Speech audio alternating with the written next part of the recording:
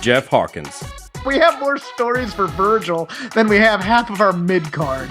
You're listening to Shake Them Ropes with Rob McCarran and Jeff Hawkins. I don't know, Jeff. I don't know with your explanation how they can't bring him back at this point. This year is coming up Virgil. He needs the money.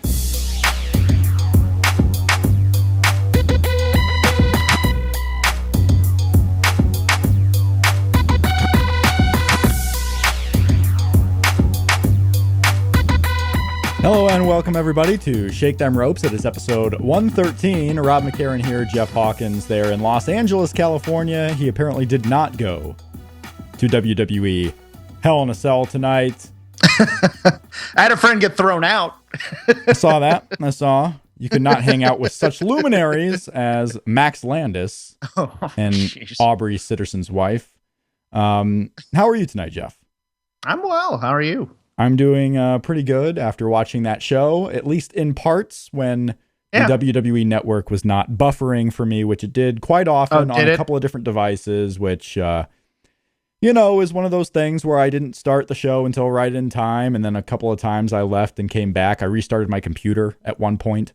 So I was kind of last in the queue there for people who should get bandwidth for this thing. So I missed a good portion of the main event. Let's just say that. Oh, okay. Well, it only conked out for me once, and that was right at the beginning of Kane and Seth Rollins. It's good. It's good. Yeah. So we are live via YouTube, voicesofwrestling.com/YouTube. You can subscribe to the channel for free and get these live pay-per-view and NXT special post shows. We did one before, and this is our second one. Hopefully it goes as well as the first one, and we don't lose connection because we are at the mercy of the Skype gods, the new iOS or the new Mac OS, and of course, internet. We need internet to work. Yes. And that is, not something that worked incredibly well for the pay-per-view portion. So I'm hoping our post-show portion works a little bit better. Jeff, overall, your grade. How'd you think of Hell in a Cell 2015? I'd give this a solid B, maybe even a B minus. Yeah, I liked it. I enjoyed it. Most of the show was pretty good. There's nothing spectacular necessarily about it, but every match, with the exception of maybe the Owens Ryback match, was solid and watchable. I never, you know what? It's odd. I didn't look at the clock. That's how I judge how good a show is. I'm not llooking at how much time do we have left. It's true. Yeah. You're not wondering like after the first hour of Raw, where I think 2 hours have passed by. Yeah. It was not a situation like this. I mean, in fact, the first hour of tonight's show went very quickly. And we got not only one of the advertised main events, but we got, the surprise return of Alberto Del Rio, who already has merchandise there at voicesofwrestling.com/WWE shop. You can go get the shirts 30% off if you order in the next hour or so. So, yes, there is a lot of stuff to talk about on this Hell in a Cell pay-per-view. Before we go down the entire situation, for those watching on YouTube, we have the YouTube live chat. You can voice your opinions on the show. You can also hit us up at Shake Them Ropes on Twitter, at CrapGame13 is Jeff. But Jeff, your biggest takeaway, because we're going to talk about what's going on, what the build-up to Survivor Series is, what we saw on this show. Maybe not biggest takeaway, favorite thing on this show. What did you enjoy the most watching Hell in a Cell 2015? What did I enjoy them? That's actually a good question. Yeah, isn't it? I sometimes can do that. Well, no, it's not that. It's just, it's like one of those things where I have all these, notes and technical things. It's like, well, what did you enjoy, emotional boy? And it's like, what's oddly enough, the thing I enjoyed most, I enjoyed watching Bray Wyatt in that Hell in the Cell match. I really did. I thought he did a great job making Roman look great. And this is the Bray Wyatt I want. I want him to be a cult leader in interviews, and then I just want him to be a vicious, maniacal, homicidal maniac in the ring as opposed to a sports entertainment star. I want him to be a killer type of upper mid-card territory badass. That's what I want him to be, and he was this in this match, I thought. I really did enjoy Bray Wyatt in his Hell in the Cell match. Yeah, I enjoyed the Hell in a Cell match. I know what you enjoyed most, so go on and get it, because you weren't really caring about what I enjoyed. You wanted to get to, I believe, Ms. Bella. No, we'll get to Miss Bella, who was amazing and did her best to carry, the bag of weight that is Charlotte So, well, yeah, and I think Bray carried Roman in this match quite well. I mean, he bumped like a madman for him. I would say both people, both guys did their role, and I think, you talked about how this show beat expectations, and I don't think that was incredibly difficult to do, because this is another one of those shows that had the poor build for certain things, but when you looked at it on paper, we did this on our previous show, we looked at it on paper, and there was a lot of stuff that was going to beat expectations, because the expectations were so low. First one, we'll just get into it. We'll get into the show. All right. Okay. Hell in a Cell, the preview, the 6-man tag. We saw it on Raw. We saw it again tonight. I was dead wrong. I thought, Tyler Breeze might play a part in this, but new WWE main roster superstar Tyler Breeze, what show is he working tonight? Sacramento. He was working the NXT show tonight. And breaking news, by the way, Tyler Breeze's contract is still developmental, but I have the breaking news bed too. He's still in the developmental contract, but it's expected that he'll sign the main roster deal tomorrow, and he should be done with all these NXT live events for now, although he is still scheduled for the UK tour. He's still scheduled to go on the UK tour. Yeah, I'm happy for him. Yeah, as of now. So we'll see where this program with Dolph Ziggler goes, because he can make that tour and still, finish up with Dolph after one pay-per-view here at Survivor Series if they go that way.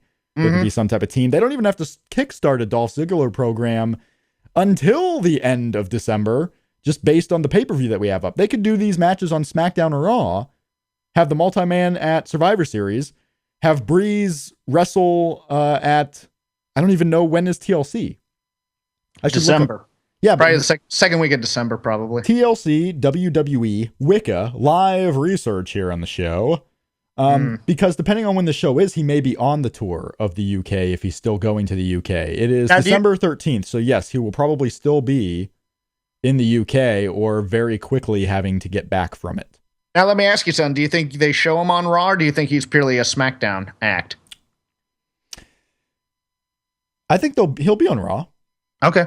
Let's remember, the New Day debuted on SmackDown. No. I'm not saying that. It's just one of those things where it seems like they're going to have a lot of important stuff to get to on Raw. So, I mean, I could see them putting him in there. But you also got 3 hours. I mean, whenever they were doing the big Raw stuff, Santino was still getting 15 minutes, And yet they never seem to have enough time. That's the odd thing, is they have 3 hours, and yet they never seem to budget their time correctly. I mean, they had 3 hours here, and it seemed like they cut Ryback and Owens short, so. Right. But, so you had Tyler Breeze not on the show, working NXT. But Dolph Ziggler did get the win here. The team of Neville, Stardust, or not Stardust, but Cesaro and Dolph Ziggler got the win. And it seems like we're destined for Cesaro and Stardust going on here. Possibly a team at Survivor Series if you want to do one of these undercard teams. Stardust plus 2 more people. Oh, tell me they're not going to put him in a costume, though. Tell me they're not going to make the Swiss Superman. Maybe. They've had a really big comic book theme here with Neville and Arrow and now Stardust going on to Cesaro. Although I did think Cesaro and Rusev looked really good in this match. Yeah. I mean, commentary sucked all night. It especially sucked in this match. Yeah. But Rusev really looked good here, bumping around over the top rope for a big guy, and Cesaro looked great here. And it's odd because I made note that when I went to SummerSlam, I think it was 3 years ago, the Staples Center, you have to understand, it's hard to get a loud reaction in the Staples Center because all the sound goes up, except for like championship games or concerts. LA's always been on the Cesaro train ever since he was in that pre-show match. I think it was against The Miz for the U.S. title, but don't quote me on that. They've always been big on Cesaro, so I was happy to hear that come through on the show tonight. Yeah.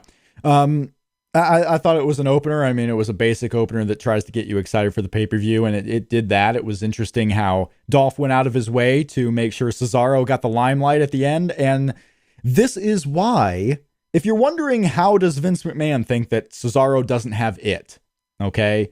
Cesaro is given the limelight. Neville's out of the ring. Dolph Ziggler brings the sign in for the Cesaro section for Cesaro to hold up, and what does Cesaro do? Shy away to the corner, doesn't take the limelight, the camera cuts away. This guy, as much as fans might react to him, does not have center stage, does not have that it factor, as much as we may like Cesaro.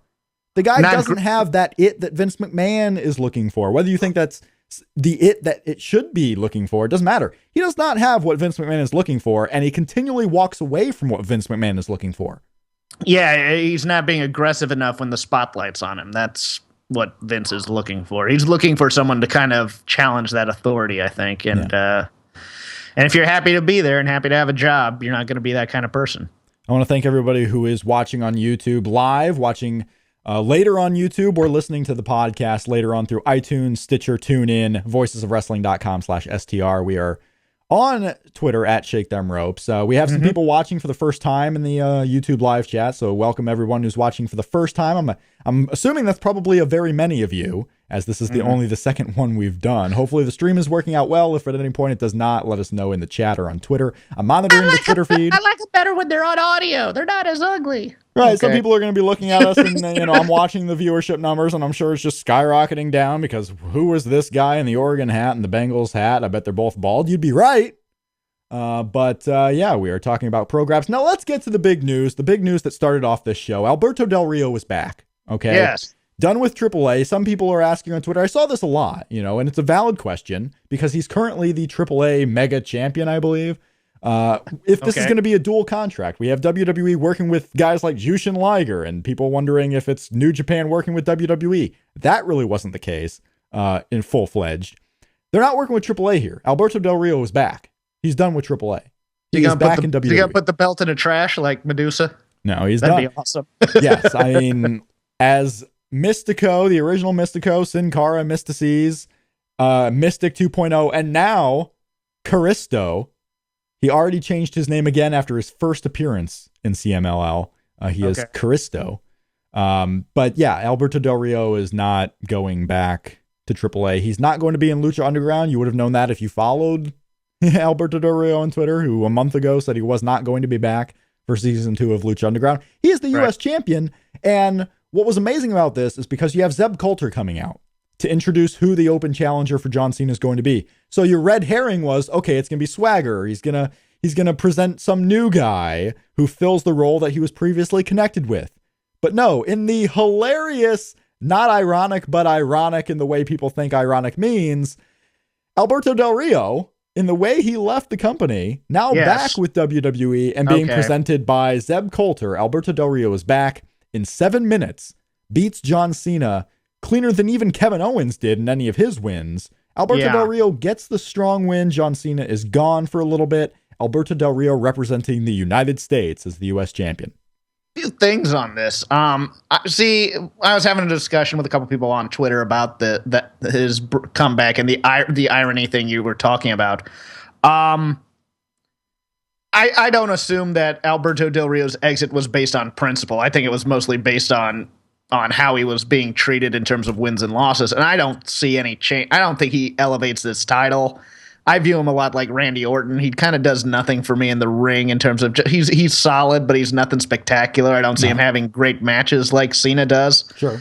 But I didn't see it as a principled walkout due to racism necessarily. I just saw that as the scapegoat. No, it was a mutual decision to leave, wasn't it? No, he was fired.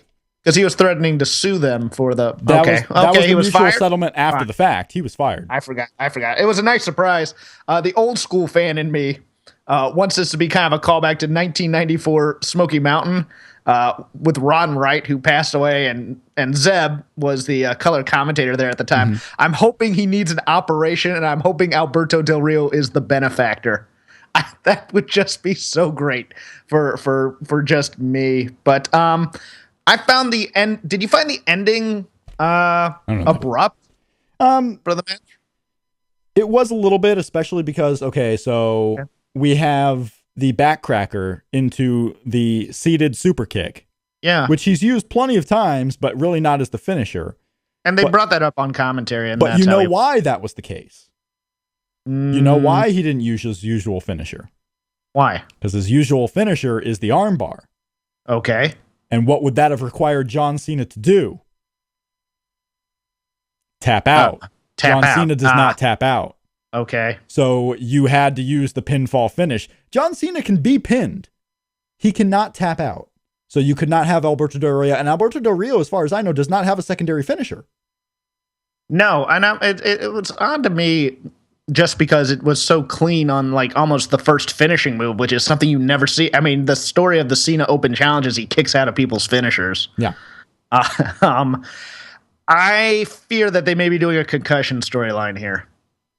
I hope they don't. I hope they're classy enough not to. No, I don't think that's really the case. I think you were just in a situation where Alberto Del Rio could not lock in his usual finish because it was John Cena. So we had to come up with something else, and they did the backcracker into the super kick.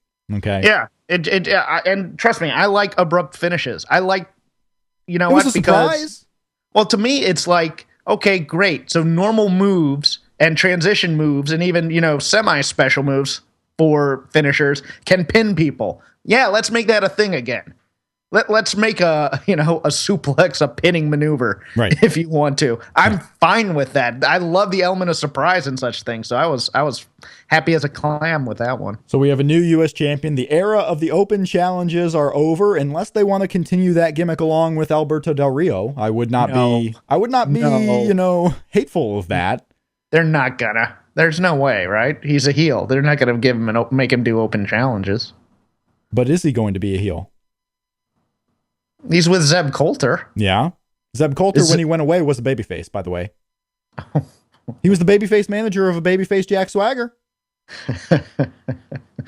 Okay. I didn't see him that way here, but that'll be interesting. No, you're right. They definitely transitioned, and he was a babyface when he was kicked out. Now, the question is, do they keep that? Because you would think this pairing. I mean, Alberto Del Rio works better as a heel. Zeb Coulter, for what he does, works better as a heel. I wonder if they're going to try and position them as baby faces here coming up. Or maybe he is going to be a heel facing someone like a Dean Ambrose or someone else, because it sure seemed like Dean Ambrose and Roman with the Wyatts is finally completely done. Well, they're positioning him with the C chant again, so maybe they're going to try and port that over since Daniel Bryan may not be coming back. I mean, I would not be surprised by that. My only knock on this is I wish when Del Rio and even when the Dudleys came back, I wish they'd have some new moves, something new, some new twist to them, as opposed to just playing the hits. Yeah. You know, a new kind of viciousness from Del Rio would have been nice here, I think. That's just me. So we have the new U.S. champion, done with AAA. We did have Roman Reigns and Bray Wyatt in the first Hell in a Cell match. So they had them going up after here instead of first on the show. Went over 20 minutes. Again, I enjoyed it for what it was, but I have also not been at all to the length of some others a Roman Reigns hater or looking for only the negatives of Roman Reigns. I've been looking at the positives of Roman Reigns. That's the same reason why I see potential. The same reason they see potential in Roman is the same reason why I see potential in a guy like Baron Corbin, where he's not going to be this all-around star that can go to a PWG show and wow everyone.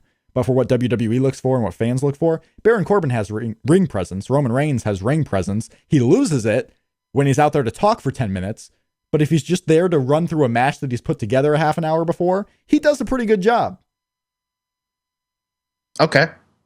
I mean, I kind of said what I wanted to say at the beginning when you asked what my favorite thing was. I loved Bray Wyatt here. I thought he was great in this match. I thought he did a fantastic job, even from the first heat spot where he's sitting down and just whacking him with the kendo sticks. I thought that was fantastic. There's a lot of table spots in this match to the point where at one point I would not have been surprised if the crowd just started chanting "fuck the Dudleys."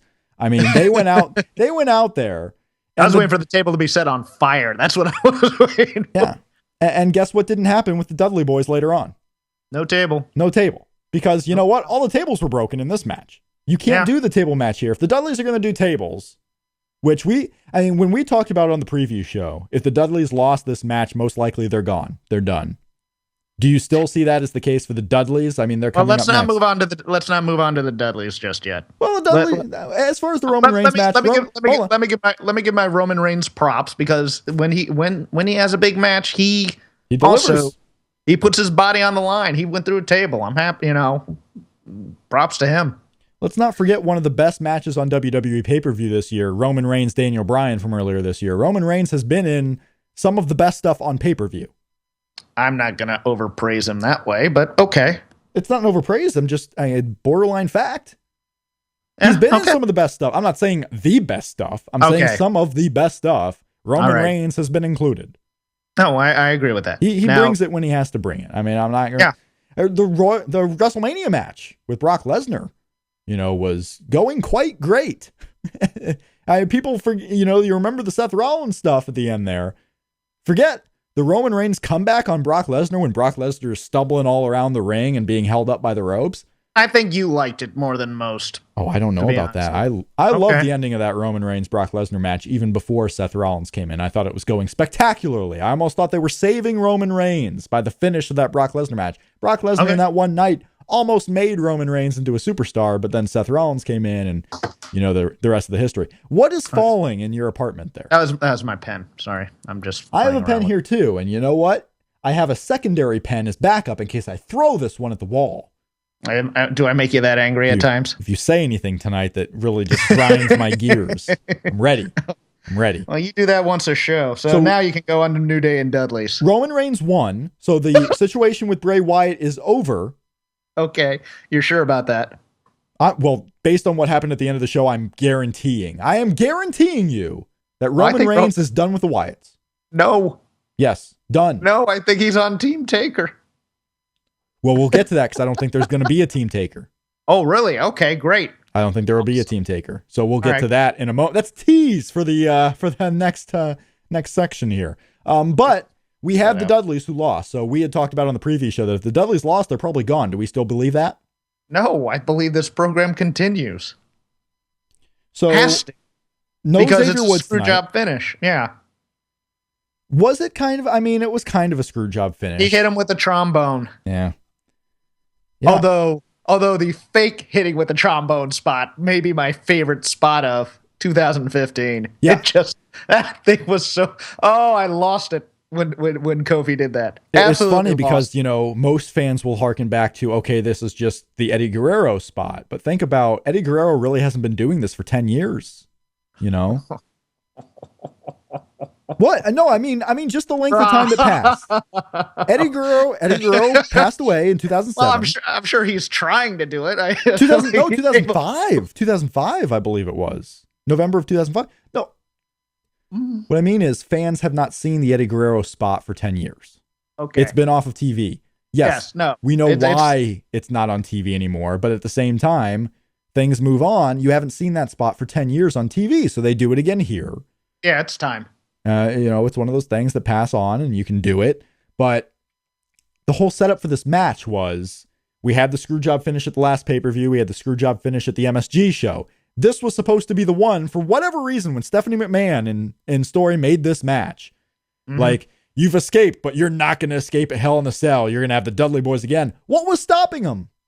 And as it turns out, nothing. Nothing was stopping the New Day from doing exactly what they did again here.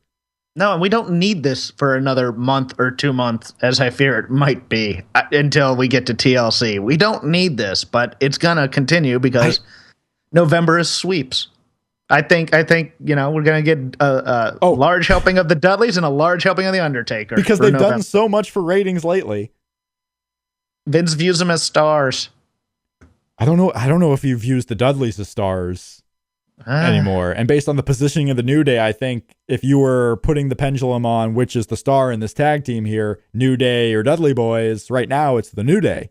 Give me another tag team to elevate against them then. Well, the primetime players again. Which Lucha Dragons? Which Uso is the one that's been hurt? The left one.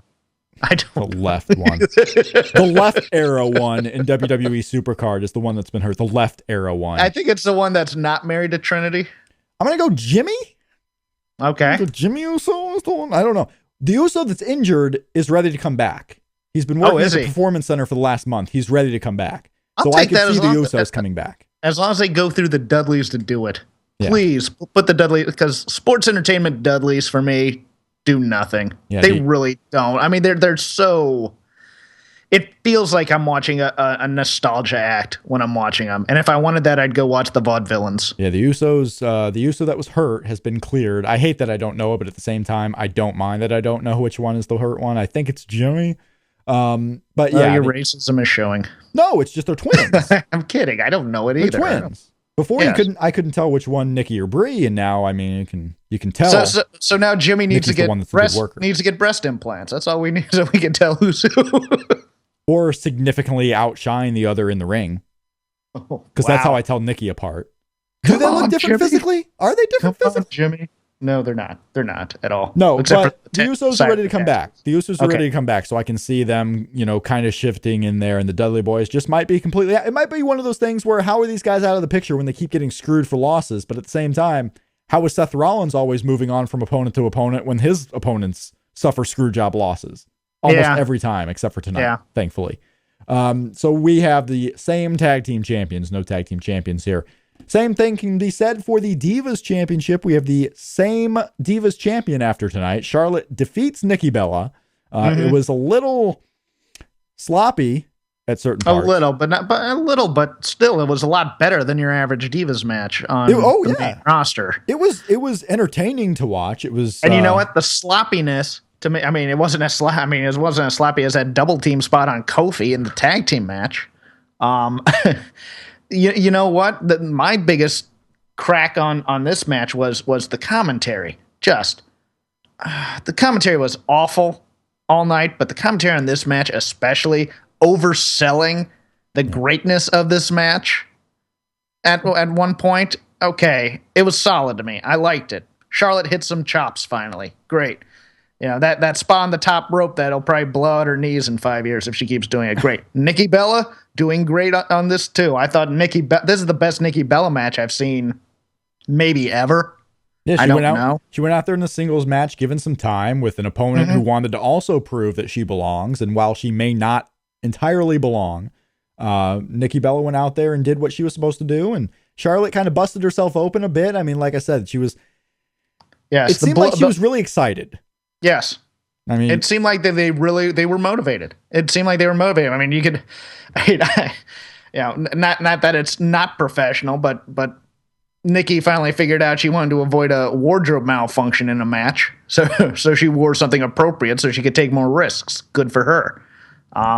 Nikki Bella looks the part, the woman who's in there dominating better. She looks the part, and she's trying to wrestle. I'm on the Nikki Bella train. The part. Yeah, Nikki Bella. I'm on the Nikki Bella train now. The train's going. I think she can, her and Sasha might be a great program, I think. I don't know if it's the best idea for those two women in particular, and especially Charlotte, to be taking power bombs on the ring apron. Oh my God, that spot. That had to be one where they went to whoever was agenting and going, you know what, we'd like to do that. The thing was, though, I mean, 5 seconds later, you get rolled up into the figure 4 spot, and it means nothing other than unless you're going to play off the back was injured. Yeah, you're right. She was rolled in and immediately went to the figure 4 finish after taking that move. So, I mean, it was not the best timing, but on a show where there were some things that were rushed. So, I mean, you kind of get situations like that. But you're right. I mean, we had the apron bomb. Of all things, Kevin Owens delivers the apron bomb. We shouldn't be having anyone else. Yeah, I cringed at that. It's a move where you really have to be on your game 100% to take and feel confident about. So good for Charlotte that she was fine.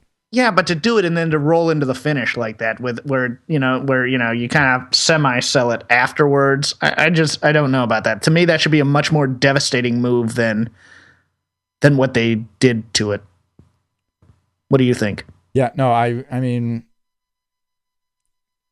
the turnbuckle, I will keep wanting to say the buckle bomb, but really the apron bomb was something that could have been used as a finish. But overall, I like the match. I won't, hinder the match and hinder their participation in it because they were rushed on time there towards the end. But Nikki, I thought Nikki was fantastic. I mean, in what right mind do you go from that power bomb on the apron to the figure 4 right at the end there? But hey, everyone worked their part. Paige comes down and celebrates with Becky and Charlotte, just like they're all friends. And, there wasn't even dissension with Becky and Charlotte. Like, they weren't, like, looking at Paige, like, why are you so excited? Now, granted, I haven't watched SmackDown, so I don't know exactly what they've been doing on SmackDown with these folks. But every time on Raw, she'll come down and celebrate. But at the same time, Becky and Charlotte know what's up. Tonight, they were just all good friends. They're just forgiving Paige until, like the last pay-per-view, when Paige was all celebratory, and then the next night on Raw, all of a sudden is anti-Charlotte. I'm assuming we're going to get something like this tomorrow. And Paige and Charlotte might be something set up. Yeah, or Becky might be the turncoat here who beat up Natty. You never know. So am I going to get a situation where the feedback is if Paige cuts a shoot style promo tomorrow on Raw, where you guys are all praising Paige, even though after the last month you've seen that it means nothing? We're at the same place we were last month. The exact same place. Rob, I agree with you. I don't think you're going to get that. I think you're going to get one of the other three. Oh, I 50%, maybe even 70% expect a Paige Pipe Bomb promo tomorrow for no reason. Why? It's a good question, Jeff. No, I don't. But why? I mean, I think they're gonna rehab Paige here. I don't know. I can't. They need to blow this whole thing up, to be honest with you. But I don't think that's gonna happen. So I don't know. I think they're leading towards something with Team PCB and Natty, and maybe someone else versus the Team Bella. And you know what? Maybe they turn Sasha. It ends up being a 5-on-5 with those 5 versus Team Bella and the other 2 in Team Bad. I mean, that's what it feels like, but I don't know. But so far, I thought the worst match so far we've seen was Big E and Kofi against the Dudley Boys. I've liked everything else that we had so far tonight. Now, the cool thing about this YouTube live streaming is in the live stream window, I can actually run an ad if I want to, like a 2-minute ad. Now, I can do that if you need to take 2 minutes to go kill that dog that's barking. I'm sorry. No, there's just 2 dogs that are arguing and they never shut them up. I'll turn off my mic when you're talking. No, you're fine. You're fine. I mean, I'm just hearing these dogs. I'm not Rich Craich. I mean, I can't just look and like throw like a T-bone at it or something like that or shoot it. Yeah. I wish someone would throw a T-bone at me. I would love it. But we have confirmation in the chat room that it is Jay Uso is the one that is hurt. Just to finish. Okay. Just to finish. Thank you. This is the beauty about the live chat. People can confirm things for us. I was not being sarcastic about that. I'm getting angry at that some lady won't shut her dog up outside here because this is what keeps me up at night when I have to be up at 2 a.m. for work. Yeah, that's awful. That's awful, man. Yeah. We have Nicholas, and Craig is wrong. I've been a Paige fan. I haven't been a fan of what they've done with Paige's character so far in WWE, but I like Paige. The problem is Nicholas. I like Paige. Nicholas in the YouTube chat. No. Nicholas in the YouTube chat is saying Rob is doing what my therapist calls failing in advance with the Paige angle. No, I'm not.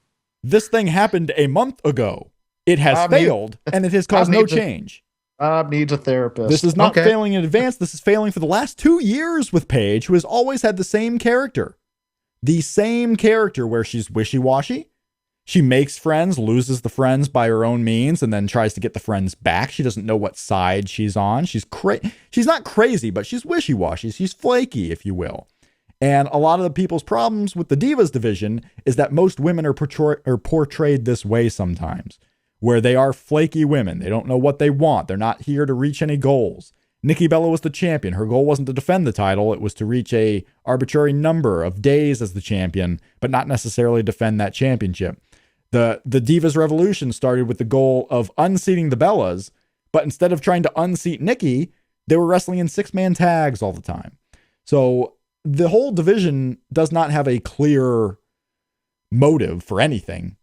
But Paige's character has always been wishy-washy. It was wishy-washy with AJ. It's wishy-washy now. You don't know what's going on. And if she were to all of a sudden turn on Charlotte and become serious, how is anyone supposed to actually believe in it? How is anyone supposed to believe what you see one week is going to happen the next week? No, she becomes the big. She becomes the big show of the Divas division. She becomes Lex Luger and the Big Show. Her turns don't matter. Now, see what I think they're going to do is they're going to tease Paige and they're going to have Becky turn, if anybody.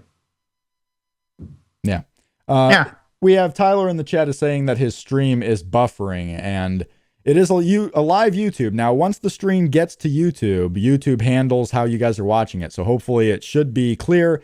If you are buffering, just reload the page, and hopefully it should become better for you.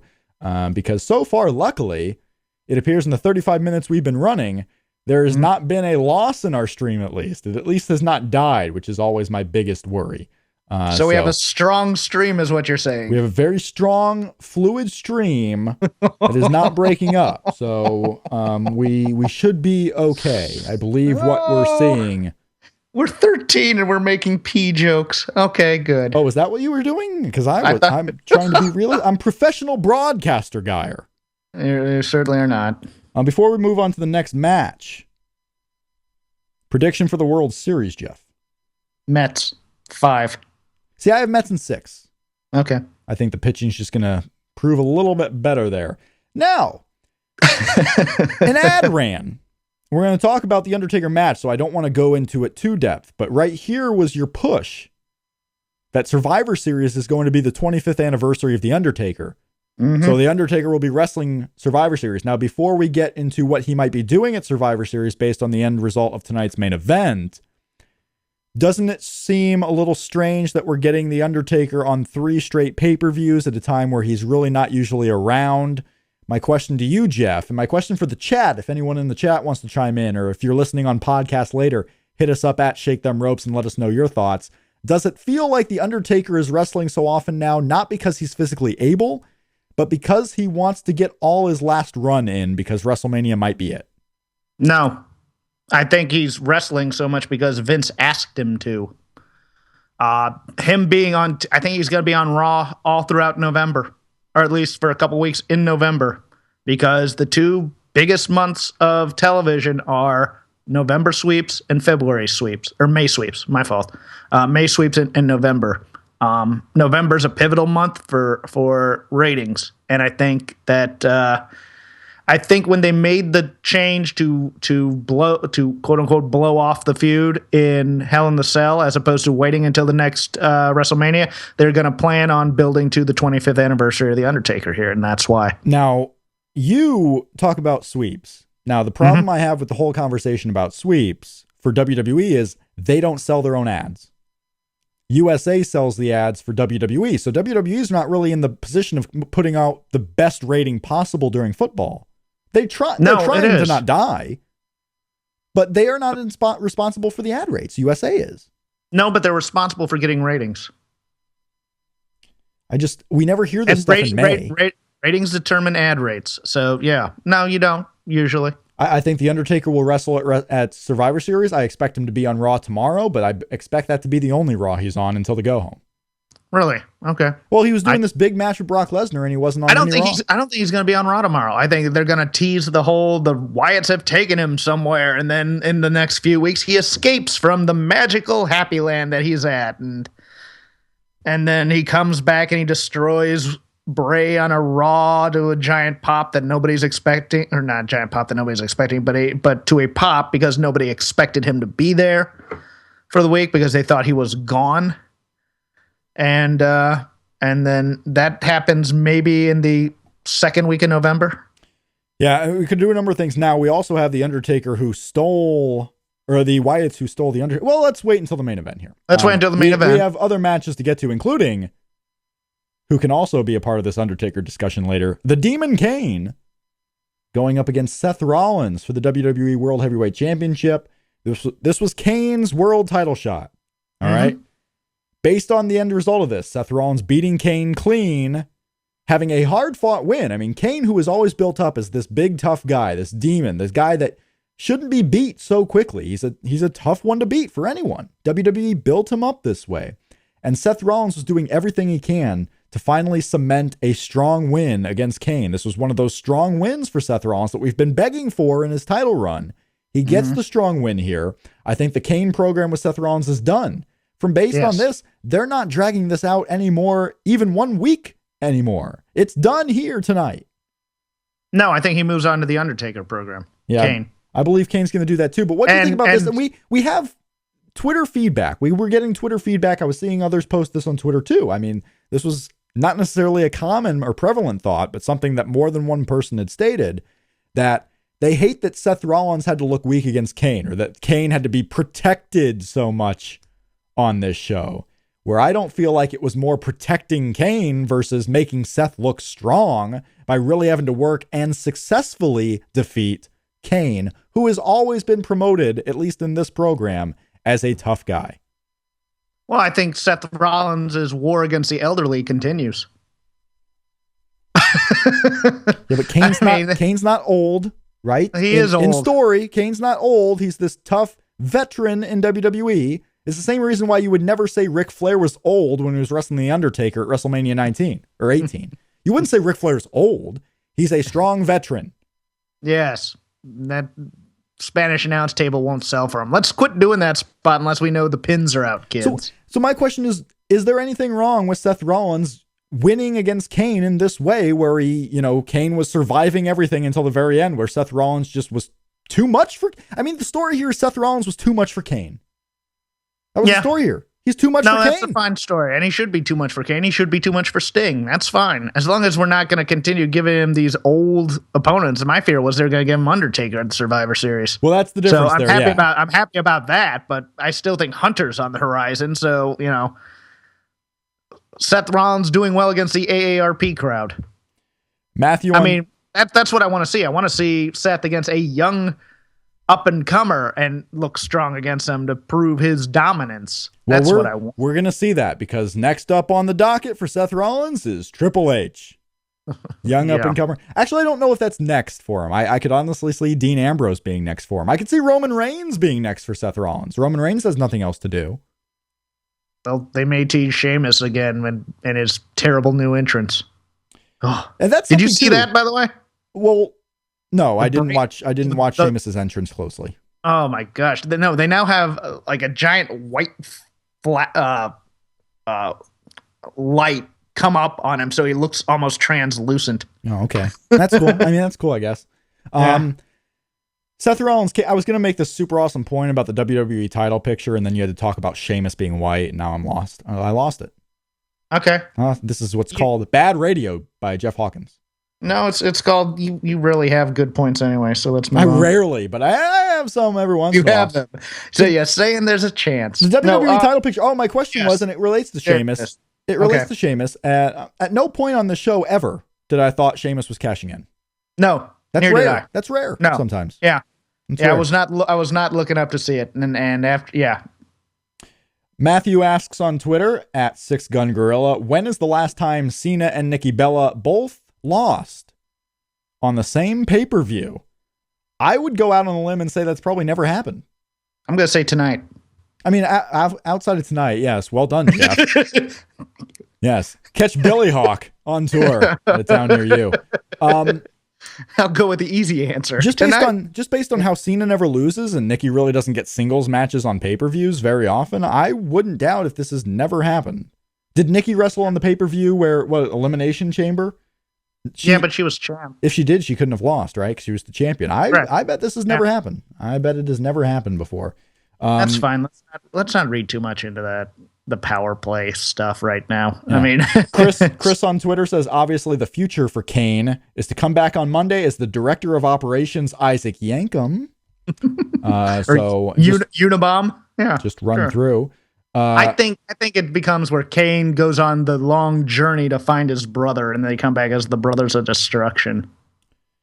We have comments here, kind of going in what's next for Rollins. A lot of, Asuka is next for Rollins, Johnny Gargano, crap game next for Seth Rollins. Captain CrossFit would kick my ass. Someone wants a triple threat between Seth Rollins and Tom Lawler and Celia Bloom. So you got a couple of different things that are going on there. Del Rio is the U.S. champion. Could he be next for Seth Rollins? Probably not, but there's a lot there are a lot of options. Like there was nothing where we know what's happening next for Seth Rollins. We don't know. They can go a number of different ways tomorrow. That's what Raw is for tomorrow. It is to set the table. And let's face it, he might be in some type of Survivor Series match at the end of the day too. We may not get a title match at Survivor Series. So we will see. We had Kevin Owens and Ryback for the Intercontinental Championship. Just went a couple of minutes, really. What was it, 5 minutes, 6 minutes? 5:36, I think. In the proverbial death spot on the pay-per-view, Kevin Owens and the Ryback. Kevin Owens retains his championship. This match was terrible. It wasn't great. I thought, yeah. It wasn't great. It was just if it wasn't the Intercontinental Championship match, and if it was in the late 90s, where I think they were more susceptible to doing this, it's almost a match where they could have just cut it. Just said this match will take place tomorrow on Raw. We couldn't do it, especially now in the network era where you can actually do something like that. Where, if it's time constraint, instead of giving us a 5-minute match, maybe give it on Raw. I almost believe that they will rematch this match tomorrow night. Give it 10 to 15 minutes. I think they'll do it tomorrow on Raw. They're not on pay-per-view, are they? They're on pay-per-view on cable systems, not on DirecTV or Dish. Okay, But they're on I was cable just checking. I was going to say, pay-per-view. well, why do they need to cut things for time constraints if it's their own damn network? Yeah, they're But on pay-per-view still. If they're on pay-per-view, they can't do that. It's the same reason why NXT has commercials in the middle of matches. It's on other outlets that are outside of the WWE network. You're not gonna get, strictly WWE network stuff. But they could do this match tomorrow on Raw. It's one of those things where they could have said, "I'm sorry, we couldn't deliver this, but due to time constraints, we had to eliminate it." Instead of giving you a 5-minute match and shorter time for the main event, Yeah. I would be okay. Because neither of these guys look good in this short, rush to it, unless it's just a beat each other up like a fight type thing. But that wasn't it. Yeah, it wasn't that great. So we had a new candidate for worst match of the night. But overall, first 2 hours, I was entertained by this show. It went pretty quickly. Almost too quickly. I was trying to get stuff ready for the show here tonight, and I'm like, man, I just wish there was more time, because I started working here towards the beginning of the pay-per-view for getting like the graphics and the live stream, and I had to make sure all the wires were connected, and because I updated my Mac OS. So what that does is it changed all the settings in Skype, which is why you couldn't hear me when I started. Are you going to go kill the dog? I may. You look like you're about to go kill the dog. That dog may die tonight. You can throw. And all you animal lovers, you don't understand.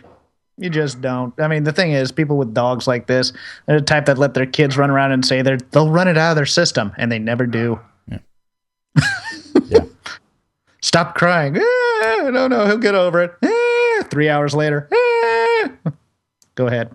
Sorry. Yep. And Craig, who's in the UK, is mentioning, it's available on pay-per-view in the UK. It's on pay-per-view in India. WWE Network just got clearance in India, which is a pretty big deal. The stock jumped up this week, but they're still on pay-per-view there. So, I mean, trying to undercut that TNA India money. Yeah. Trisha in our chat says, I mean, she forgot all about the Kevin Owens Ryback match, because if you blinked, you did. Yeah, you were going to forget all about it. Trisha asks, I update my Mac OS and I do these different things to prepare. What did Jeff do to prepare for tonight's Shake Them Ropes, other than watching Hell in a Cell, which I believe is probably the only thing you did to prepare? Logged into Skype, gave thumbs up when I could hear you, rolled and brought my clever and sexiness. Yeah. We're going to get to the main event here in just a moment. Now, did you end up watching WWE Breaking Ground today? I did. I watched it this afternoon. So I watched Breaking Ground too. We're going to talk about Breaking Ground on Tuesday, and it might tie into a little bit of our other NXT discussions. So Tuesday on a regular Shake Them Ropes, if you're someone who's viewing us for the first time or listening to this show for the first time, we do a regular episode of Shake Them Ropes every Tuesday, sometimes Wednesday, but very rarely. It's always every Tuesday. We're available on iTunes. You can go to iTunes and search for Shake Them Ropes, or go to our show notes page on YouTube or voicesofwrestling.com, and we have the link in there for iTunes. We appreciate if you subscribe via iTunes to leave us a rating and review. Very quick to do so. Doesn't cost you anything to do so. Very nice of you also. But we have to get to this main event. Rob, I stretched to get ready for this show. Are you happy now? No, because I question what you stretched and I don't want to know. The truth. The That's main event of the show. Hell in a Cell. Brock Lesnar. The Undertaker. And for Offen in the chat room there, who's been dying to know who won the main event, who's been asking all show long, the winner of the main event. The fans. Oh, sorry. Go ahead. Brock Lesnar defeats The Undertaker. So in visual victories, Brock Lesnar is 3-0 in this current run with The Undertaker, tapping out The Undertaker in the last match. No. Visual victories. No. Visual victories, Jeff. Everyone always talks about visual pinfalls and visual victories. He is 2-0 officially, 3-0 in your hearts, as he made Undertaker. He pinned him tonight. So the final stretch was interesting. Undertaker tries to kill Brock Lesnar, rips apart, was it Brock who started with the ripping of the mats? It was Brock who started. Yeah, he found a tear in it. It's kind of shades of what AJ Styles and Sting did, or was it Bully Ray and someone at sounds like Bully Ray, but I don't remember anything TNA. Bound for Glory a couple years ago when it was in San Diego. They did kind of the same thing. Imagine you calling back something from TNA that really no one knows. I mean, there's very little stuff I can call back from TNA, but that's one of them. Yeah. So this was I question it because my buffering really took place here at the end when they started ripping, so I wasn't really sure who started it, but Brock Lesnar starts ripping the mats because he's trying to put away the Undertaker, right? So he is ripping the mats off the ring. You have the exposed wooden boards under the padded mat in the wrestling ring. He starts ripping this apart. You have the Undertaker deliver a chokeslam to Brock Lesnar on the wooden panels. You have him then deliver a tombstone to Brock Lesnar on the wooden panels. And Brock does not go down. And then Brock gives the Undertaker an F5 after calling back to the last match, after the low blow. Yes, it sounds like you know what happened in this match despite your buffering. Well, it buffered, but the main thing I missed was who started it. Okay. And then I can kind of tell what was happening based on what was going on. And then it kind of went dark after the match, so I had to go on my phone, which is where I saw the ending angle. I almost pulled an NXT takeover. I almost pulled the takeover as well. I'm glad you said that. I thought it was I almost pulled that as well. Yeah, I almost said, well, that's it. Click, and then dan. It's like, okay, well, here we go. I thought it was over. So the low blow happens. Little payback at the Undertaker. The crowd starts to they boo Brock Lesnar a little bit. They boo Brock Lesnar a little bit.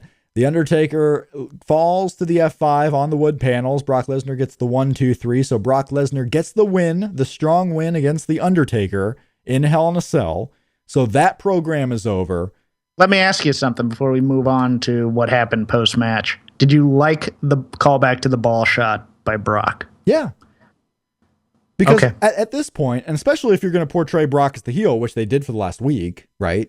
Brock Lesnar was not going to take the chance to lose in a fluke to the Undertaker again, because Brock knows he's the bigger guy, he's the tougher guy, he's the stronger guy, and he should win.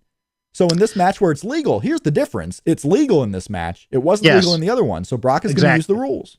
No, and I like that. I liked that too. I was afraid they're going to do a blood loss type of thing so that, someone didn't get officially quote unquote pinned or whatnot. It was a stoppage due to.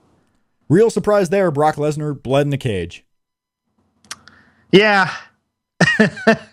And the camera was catching him blading too. Hey, we all knew it was going to happen. Well, Brock Lesnar gives no fucks. I mean, he's not getting fired. He's not getting penalized. And Undertaker also. So, yeah. Yeah.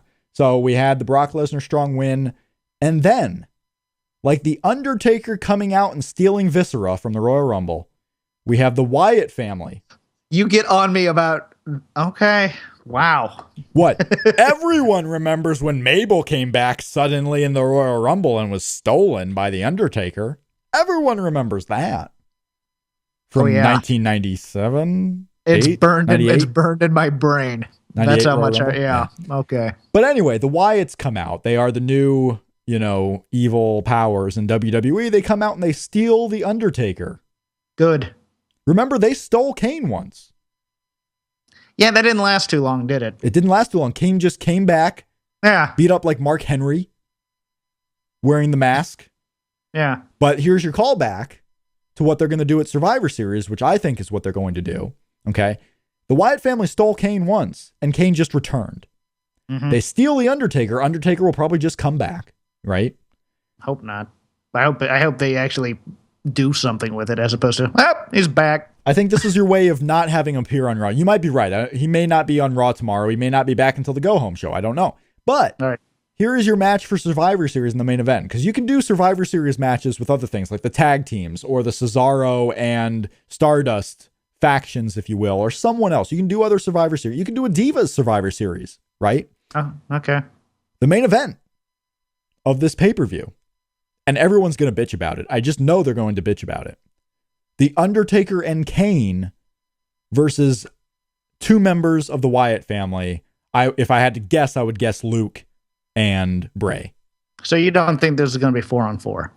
I don't believe, because who would be the other two? You think Roman and Dean Ambrose is the other two? Yes, or Sting and Roman. But yes, I think it's going to be. I think Dean and Roman. I don't think Sting's coming back. And a little backstage segment. Dean Ambrose was on this pay-per-view. He didn't wrestle. In a little backstage segment for about a minute, he was saying, "Congratulations, Roman, on ending this with the Wyatts." He made it very clear they were done with the Wyatts. Until the Wyatts attack Dean tomorrow. Yeah, but they just got the Undertaker. Why do they need to attack Dean? It's over. I'm telling you, it's over. Okay. I'll believe you until I see it. I will eat my hat. Don't say that because I want to watch that. We're going to YouTube that if that happens. I actually have to save this hat because proof of hat. I know I have to save this hat because this is the hat I'm going to eat if CM Punk ever fights in UFC. Okay. Because that's not happening either, by the way. You may be eating two hats. I may be eating two hats, and that is not going to be the most appealing thing to eat. No, well, unless you're watching, then that'll be appealing. No one. Who raise of hands here in the YouTube stream wants to watch me eat my hat? No one does. You guys like me so much, you don't want me to lose. You guys are with me, right? Yeah. Everyone's with me, Jeff. Everyone's with me. Rob, you're so much more entertaining when you're miserable. Team Rob is going strong here. I mean, yeah. Team Rob is going. You and that dog. That's that dog is going strong. But Grammarian F4W says, "Rest in peace, Rob's hat." So you really think they're not going to do a 4-on-4? They're going to just take two of the Wyatts and put them against the Brothers of Destruction, or 2-on-4, or 4 of the Wyatts. They could go 4-on-2. They can go 4-on-2, and it may not end up being the main event. I think Brock Lesnar's not working Survivor Series. No, and unless you do Seth Rollins and say Roman as a main event, what do you got? You got The Undertaker and Kane as a tag team. Well, because Kane fits in here because Kane is the good guy now. Okay. He's a good guy. Mm-hmm. He was stolen by the Wyatt family before, and he's Undertaker's brother. 25th anniversary of The Undertaker. That's what they're selling this on. They're selling it as it's a special event. Whether that works or not is not for me to say. It is for me to say. I don't think it'll work. Okay. Advertising this as the 25th anniversary of The Undertaker, which is probably not even accurate because we know WWE and anniversaries, they don't really know what that word means. Okay. I think that's what they're going to try to sell this pay-per-view on. The 25th anniversary of The Undertaker. It's about The Undertaker. Like Rock's return at Survivor Series was about seeing The Rock in the ring. And then it ended up being Rock and Cena versus Miz and R-Truth. Like that's your main event. It's not about seeing the main event. It's about seeing Undertaker and Kane team up for what could be the final time. It's my call. Okay. That's fair enough. You know what? I was thinking about the Roman Dean thing. I thought of an alternative storyline, but it just makes no sense. I thought the Authority may somehow get involved here to save the show because, hey, we have this 25th anniversary plan. We need something. So they somehow find a way to, we'll talk Roman into fighting with Kane and The Undertaker, and we'll talk our champion into fighting with Kane again. Our stream must be broken or buffering or the sound is not working right because there's a large number of people in the chat room who are saying that they want to see me eat my hat. So I don't think they really understood what I was saying about how people should be on my side here. So nobody's ever going to be on your side, ever. Yeah. In any argument ever. A commenter saying that Survivor Series match was the last time The Miz has ever been a pay-per-view main event, which, you know, Miz is just gone now. Miz every once in a while is hosting his TV show, but we talk about Eva Marie being transitioned out of the ring at some point in the future, possibly. I don't think she is. I think she's going into the Bailey program. Look at the Miz. Miz is a global ambassador, but he hasn't really been in the ring lately, too. Now let's talk about that Eva Marie thing very briefly, okay? Some people say conflicting reports. Dave Meltzer was out there talking about how Eva Marie is getting groomed for a title shot. And then later on, he said Eva Marie is being looked at for possible outside of the ring roles. And so Eva Marie, who very well could get a title shot at the next takeover, those are not conflicting pieces of information, people. She very well could be groomed for a title shot, and then after the fact, they look for outside of the ring roles for her. They are not conflicting pieces of information. Can we save this for Tuesday? Let's just get through the pay-per-view and get out of here. We can very well save this for Tuesday. I just wanted to make that mention. What we are going to talk about on Tuesday also is the NXT conversation. Whatever the big things happen from Raw, we'll talk about whether Undertaker showed up or not. You can catch the show, voicesofwrestling.com, or on iTunes and other platforms by searching Shake Them Ropes, or go to voicesofwrestling.com/STR, or in the description here on this very YouTube video, I have all the links for how you can find us. If it's all the same to you, I very well appreciate if you subscribe via iTunes because that helps us in the iTunes rankings on the little categories there. So it helps others see us. So that would be very nice of you. Andrew Ross says, you know what, Rob, I'm on your side. I appreciate that. I appreciate those who are on my side. You're just gonna read comments that support you. I now, find it aren't you? unfortunate for you all that you are likely on the wrong side. Team Jeff, Team Hawkins. Grammarian says it is the 25th anniversary of the 1990 Survivor Series. Yes, in this case, they are right. It is the anniversary. What I was referencing, if you forget, is the 25th anniversary of WrestleMania at WrestleMania 25, when it was the 25th annual WrestleMania, not the 25th anniversary of WrestleMania. But hey, short-term memory. Mm-hmm. Short-term memory. What else we got to talk about on Tuesday? We have Dean Malenko and Rey Mysterio from Great WCW. American Bash 1996. Yes, we're going to talk about that in match number 58 on our Top 100, I believe it is. You can catch all of the Top 100 and what show they were on at voicesofwrestling.com/str/top100. Just go to voicesofwrestling.com, click on the links, follow us at Shake Them Ropes. Anything else you want to get to? Before we leave, I want last thought, Jeff. You will have the last word tonight. If it is a 4-on-4 Survivor Series match and it cannot be Dean or Roman, who would they put in there with The Undertaker and Kane? And I asked this for a reason. You want me to be serious or make it funny? No, I want you to, seriously, who would they put in there? And I ask you this, and I'll tell you why I ask you this. Because really, there's not a lot of people on the top that you can put in there. No, there's not. You'd have to find some mid-carder that might start a feud on Raw with the Wyatt family that they can just possibly try to give the rub to, like a Cesaro and a Neville or something with The Undertaker and Kane. Cannon fodder. That's not a bad call. Yeah. But at the same time, I think that goes to the point why I think they would not do a 4-on-4. They don't want to devalue The Undertaker's appearance by putting him in a meaningless 4-on-4 Survivor Series match. And with Cena and Orton out, that limits things. So if I can't put Roman and Dean, I can't put Cena and Orton. How about the Dudleys? Yeah. I guess you could do the Dudleys. They got to start something with the Wyatts tomorrow. Yeah. They very well could. You might be right. And they're a brawling team. I'd much rather see the Dudleys as brawlers than doing that "was up" crap. Yeah. If you're in the chat room or watching on YouTube or watching on YouTube later, please like the video, share it with others, let people know about Shake Them Ropes here, talking WWE and NXT. For all the podcast listeners out there, thank you for listening on the podcast version. We hope you like the show, subscribe to us, and we'll see you next time on Shake Them Ropes. Rob is now Googling edible hats.